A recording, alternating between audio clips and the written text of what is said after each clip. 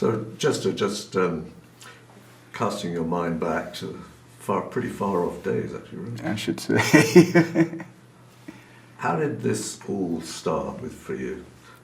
Oh, goodness. Well, I was in San Francisco playing a show, it was a Broadway show, The Wiz, and the phone rings one day, and I hear this English guy, you know, hey, this is Phil Collins, and you know, I'm just calling to see if, and he actually explained how he had gotten the number, because I wasn't actually staying at home, I was staying with a friend, and it just so happened that maybe a few days before, there was a bass player I had played with in Weather Report, Alfonso Johnson. He was a longtime friend.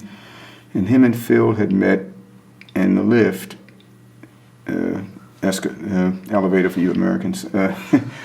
They had met in the lift at a hotel, which is kind of like the Rock and Roll Hotel in L.A.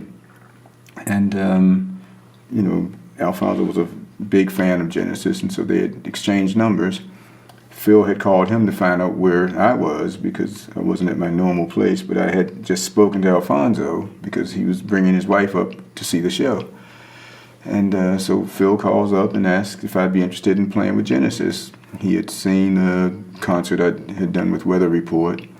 He'd heard some things I'd recorded with ZAPPA, and for drummers there was one in particular that was pretty known because there was two drummers, and I don't know how innovative it was, but there were some things that didn't normally happen with two drummers, which he was really a fan of, apparently.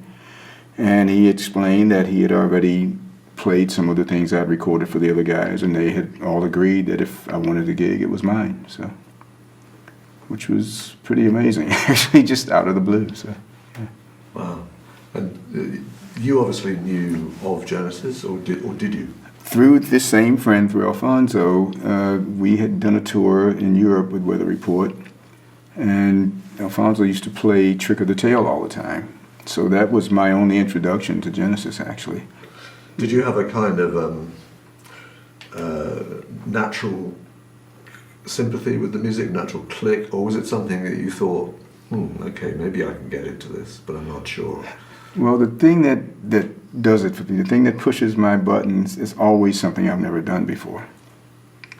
And, oh goodness, my background up to that point, I had done pretty amazing variety of musical genres and stuff. Growing up, playing the soul music of the day, started playing jazz very early on. There were some experimental things in Baltimore, and they would come my way, and I always found things like that fascinating. ZAPPA I had done, which that kind of prepares you for pretty much anything. And the last band I had done prior to Genesis would have been Weather Report. And then for, I guess, most of the year after Weather Report, I just did a lot of session work.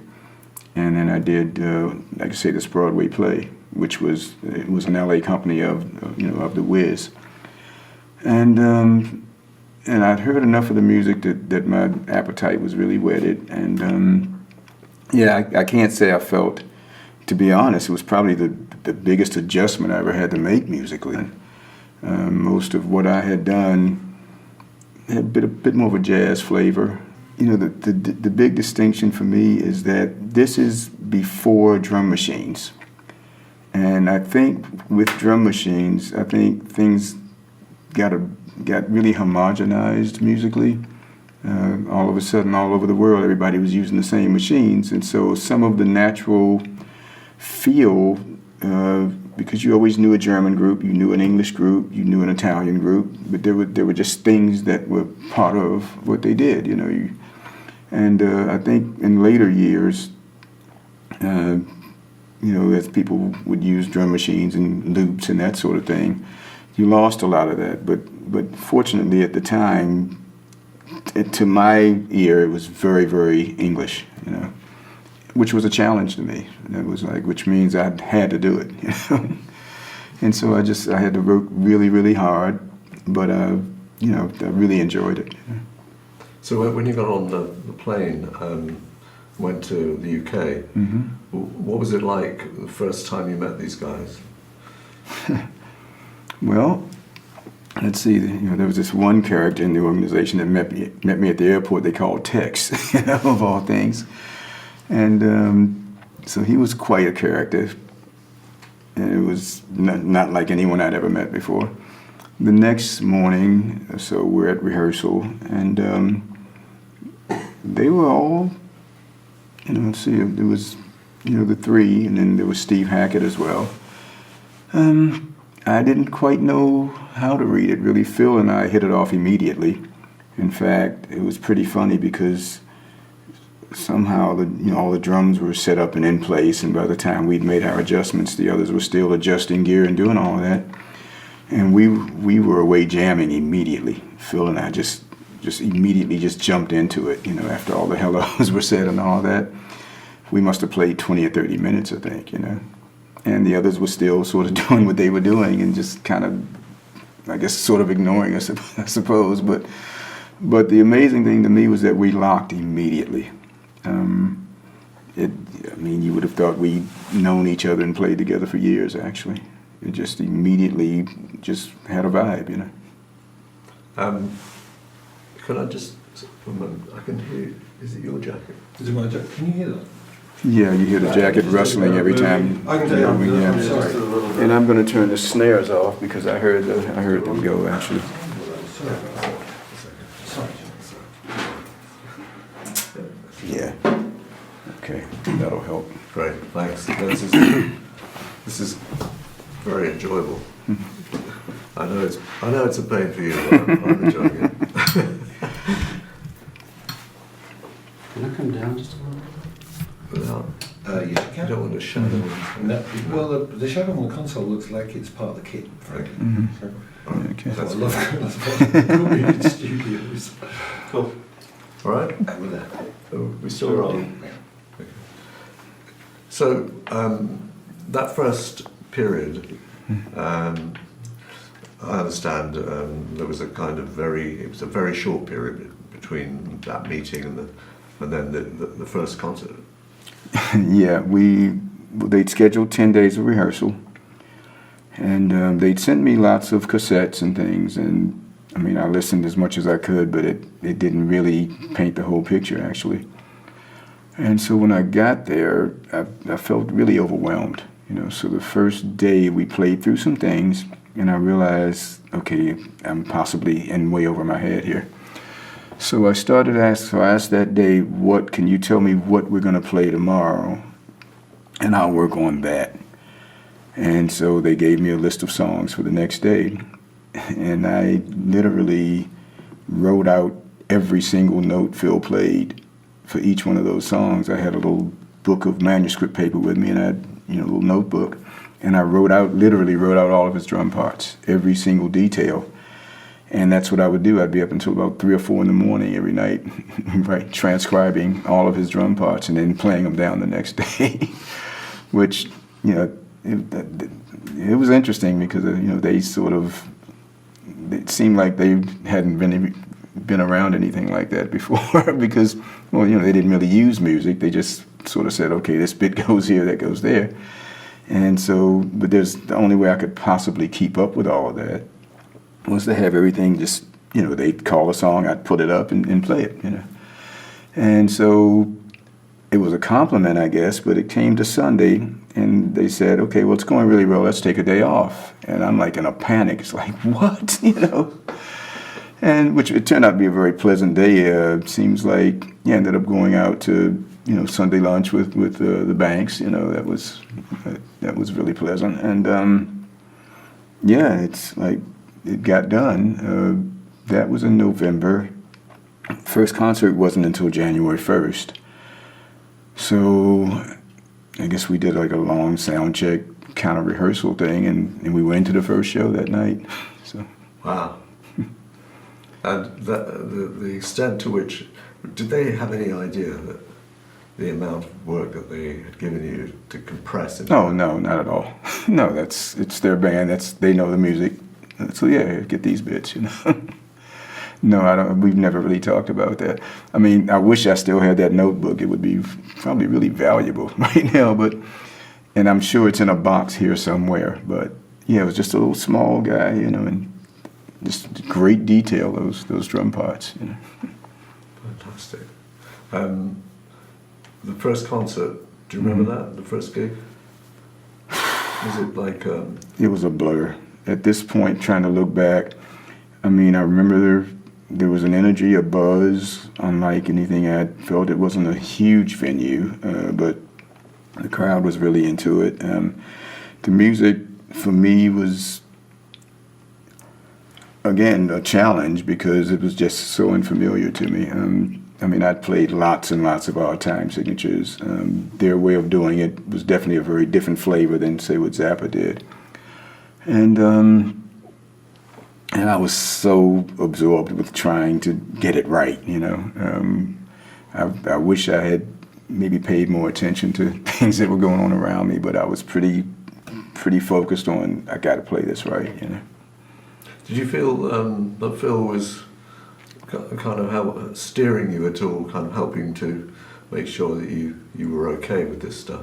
Oh, very much so. Yeah, absolutely. And I mean, it was an interesting time. I mean, you know, I think maybe Simon was a baby at that point, if I remember correctly. The Rutherfords had just come back from their honeymoon, you know. I think Phil was the only one that had a child at that point. Yeah, but it was all, you know, so everybody was kind of sorting out home lives and all that. And I mean, it wasn't like we were talking after hours or anything like that. But yeah, doing the rehearsals, I mean, the fortunate thing was that him being a drummer, we spoke the same language, because it can be really uncomfortable in any band trying to communicate if you don't know the language of that instrument, you know. And each instrument has its own, you know, sort of language. So yeah, no, he was extremely helpful to make it happen, yeah. Did you get a sense of Phil's own talents, his scope? Oh, of course. I mean, because I had to learn all that stuff. You know, I had to write it all out, and yeah, he just had such a unique way. You know, my observation was that it was just really fresh and unique, and I mean, his technique, it was amazing actually, because he was really self-taught, and so in a lot of cases he'd come up with ways to do things that were actually a bit of a challenge, because I'd been very much trained, and I could find a much easier way to play what he played, but to get the same tension in the sound. Like, in other words, I could hear a figure and I would just naturally use two hands. Well, he would do it with one, which would create this sort of edge, this tension to it. So very often I would have to do it that way to get that same sort of thing. You know? But no, I mean, hearing his parts on that early Genesis stuff, to me, were just amazing, you know. Yeah, he's. I mean, fans know what a great player he is, but I think otherwise, I think people, I think he's pretty underrated, actually. Well, there's a whole issue where he's kind of written off by the first generation of Genesis fans, the Peter Gabriel bunch, as though you know, Phil came in and then the band sold out. And then the other side of it is his musicianship is kind of denied, because you know, he became the singer. So again, I mean, the poor guy, he's had a pretty hard time, given that he's one of the most successful. Yes and no. There's a magazine called Modern Drummer, which is you know, for many years, the magazine for drums. My goodness, he was voted #1 for probably 7 or 8 years in a row. Okay, so there's that side. The serious drummers, those that are fans of the drums, you know, so there's no way he wasn't recognized by other drummers. You know, maybe, you know, it would be sort of in the pop rock kind of category. But, and then there would, you know, something like that is like, then you got your jazz categories, all these various Latin, all these various categories.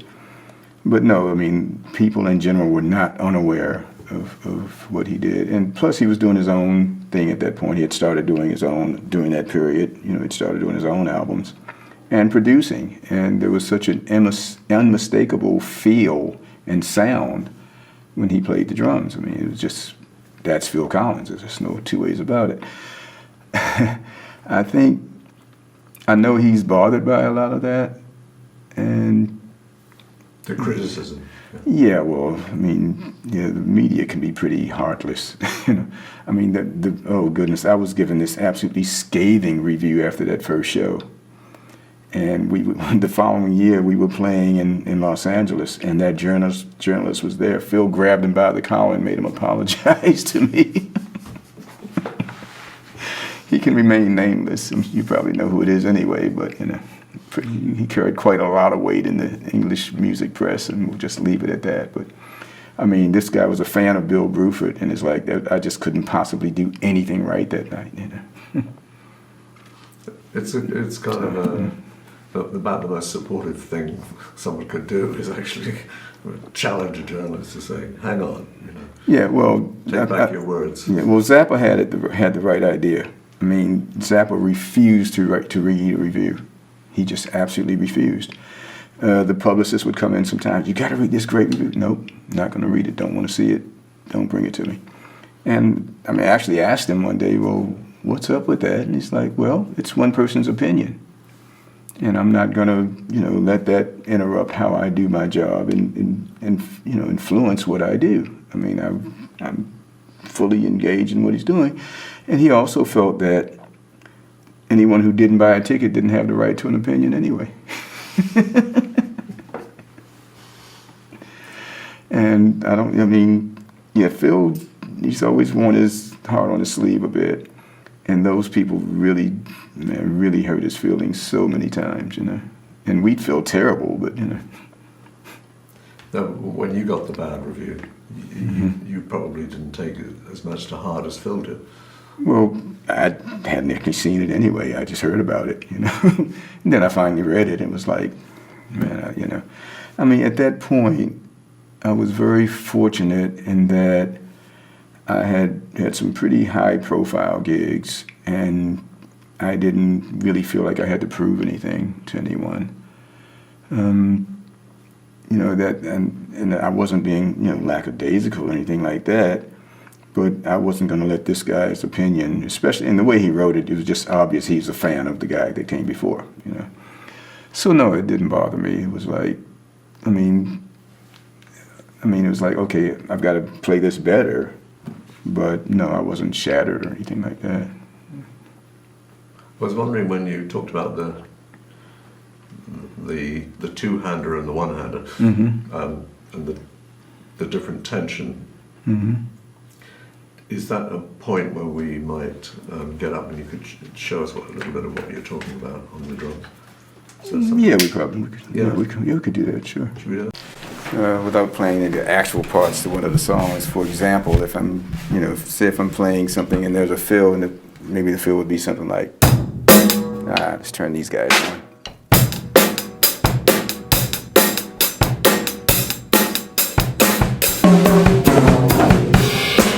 Well, that's kind of a smooth thing. His would be. It just gives it a bit more of a, you know, as opposed. And you're forced to kind of dig in a bit harder, you know. And so there would be things like he'd be just in the midst of a you know, part of a song where he would naturally do it. Well, because I've spent a lot of years, you know, in playing multiple percussion instruments, you just develop a sense of, you know, leading sort of, you know, as opposed to one hand doing everything. And so there were times when I would have to, yeah, I'd play the part, but it didn't have that same energy, and so I would have to, you know, have to do it that way, you know. So how difficult was that once you're on the stage, you're playing with the band, and you're kind of rethinking your own personal style in a way? Well, fortunately, you know, by the time we get through rehearsals, get to the stage, I'm pretty clear on what's going to happen. You know, it's not like I would. No, I mean, it wouldn't be the kind of thing that, you know. Well, actually, in some cases, though, because we would listen to a recording most nights of the show. In fact, anybody who's played with Phil, they're quite familiar with his notes under the door, you know, this bit wasn't right, that, you know, you need to. And so, but sometimes we would listen to certain things, and I'd get the tapes, or Phil and I would listen together. And just my own sense of wanting to really try to get it right. I mean, if I heard that I didn't feel like it was all there, then yeah, I would make the adjustment, sure. But, you know, I mean, I'm not hitting very hard in here because this is a pretty contained space. I'd have to notice something like that. If you're not the one playing it every night, you know, you don't really grow into the part. You do it just that way. And I think the greatest compliment I've ever gotten from any of them, there was a conversation once where they kind of agreed that after we'd been playing the thing for a whole tour, that the way I was doing it, they felt like, yeah, that's really the way it should be, you know. And that was, to me, a very high compliment because obviously, you know, the way they played it was amazing. But I had the advantage of doing it night after night, and the interaction between instruments, you know, eventually you just pick up on it a bit more, and so you tend to dial things in a bit more, you know. But yeah, it was, yeah, obviously we had a very different feel, you know. But that wasn't, there were a couple of times I did ask them about that. Should I really be trying to do this more, you know, try to get more exact, the same kind of feel? And they seemed to like, you know, the idea that, because I really did try to learn it exactly as he played it. I mean, I really respected what he did and tried to do that. But in the course of playing, you know, night after night, then my own natural feel happened. I mean, because he knew I was going to respect the original parts and really try to get them down. But they wanted it to feel natural in the show as well. I mean, you know, for me to, well, I mean, you know, I'm not him. So it would get a bit silly eventually if I was never myself, because when you're going at it for 2.5 hours and you're just sometimes playing physically as hard as I can play, you can't really you can't pretend at that point. It's got to be you, you know, and hopefully it works, you know. And I think it came to that where, you know, fortunately, because I did study so much what they did and try to really do it the best I could do it, the end result, what came out, you know, they were okay with that. I'm sure they were more than okay with it. Am I wrong that once the songs become shorter and kind of, I wouldn't say formulaic, but more pop songs, that there would have then been very little room for any kind of maneuver on your part? Not necessarily.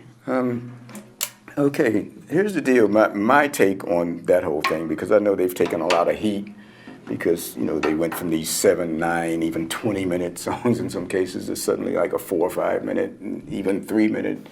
Pretty rarely. There's what, unfortunately, their period of the 80s was what we called in the States AOR, album-oriented rock, okay? Which meant they could get away, the stations played the longer versions in some cases. But my take on that, the way my observation is that because they were such accomplished songwriters, their writing grew to a point where they didn't need 10 minutes to say what they had to say anymore.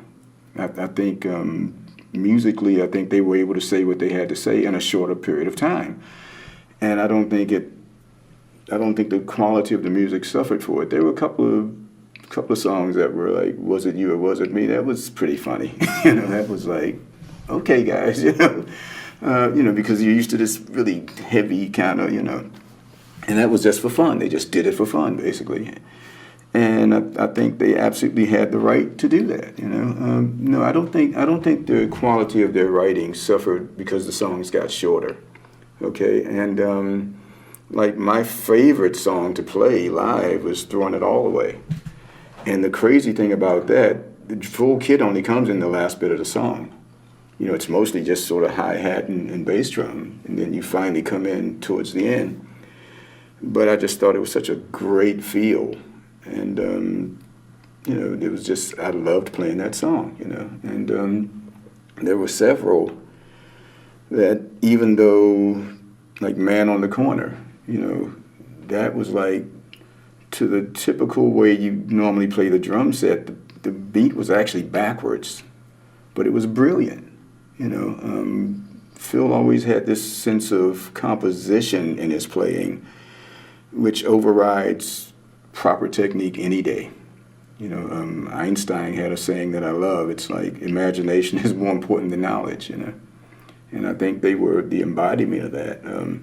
Yeah, they didn't have like tons of manuscripts from where they've written out everything they're doing, but I think what they did was so imaginative and creative. I think it went beyond that. You know?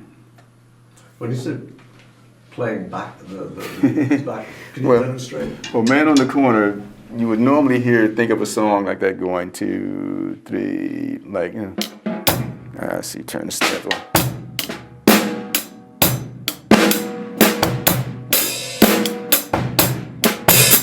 And he went 2, 3, 4.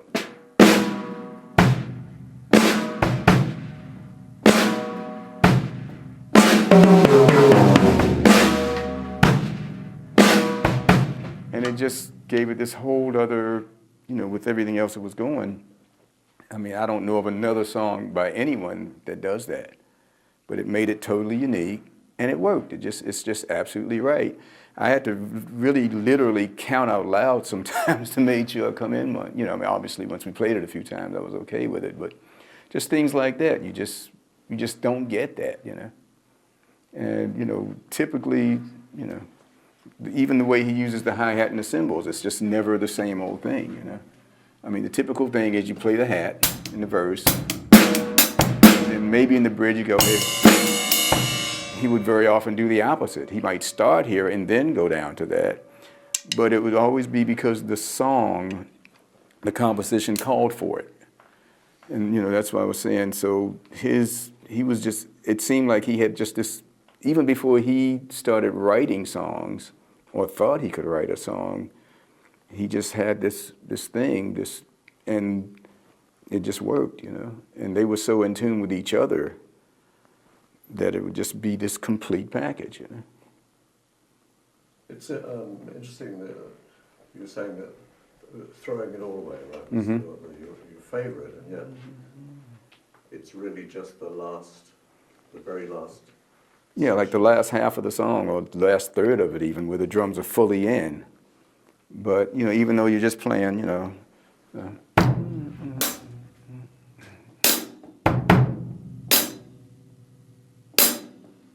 but everything that goes around it, you know, I don't know, it just felt so good to me, that song.